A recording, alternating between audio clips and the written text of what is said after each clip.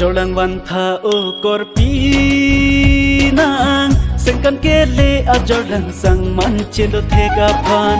boche son se me aphan khamkhe a veji aphan arnam pharo ana phan hirju me na hang pite kanglang o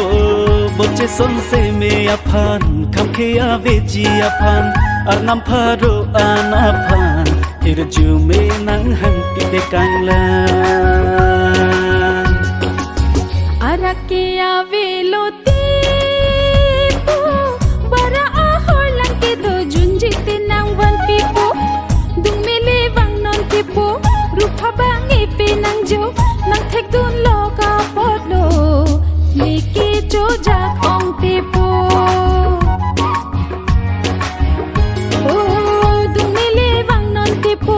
rupa bang ipe nang jo nang thek dun loka podlo neke jo jak ong tipo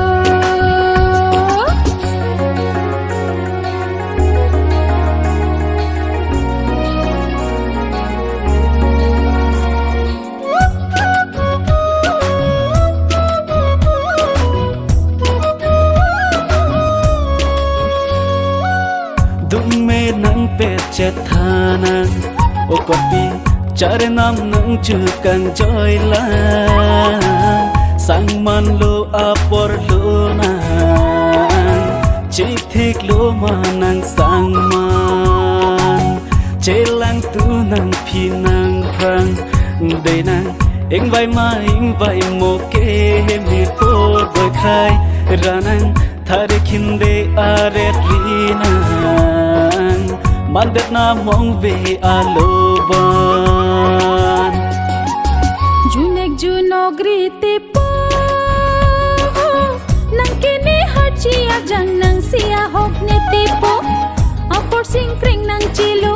nang jui thurai non tipo nang long si nang dun jui po sang man nang churai nak nilo apor sing kring nang chilo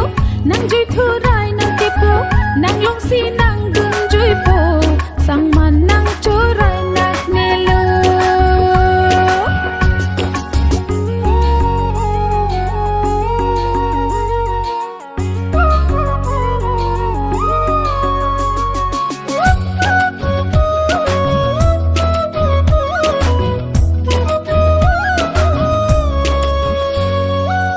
Riro atum risido utepo dumili nang lo seragno jing tung char i ong tipo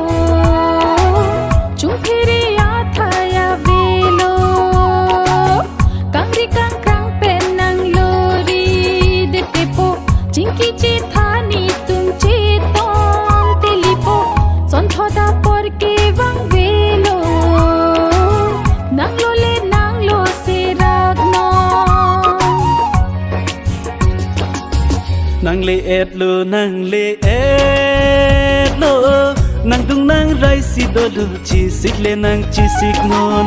lo pong har chi ave ako ne nang pha nang pon de po am ke tum cheren long po kai ki nang ching hon op long po lo pong har chi ave ako ne nang pha nang pon de po am ke tum cheren long po o kor pi nang pe ne de na na na na Otepo I love you o kor pi ni ing om ar u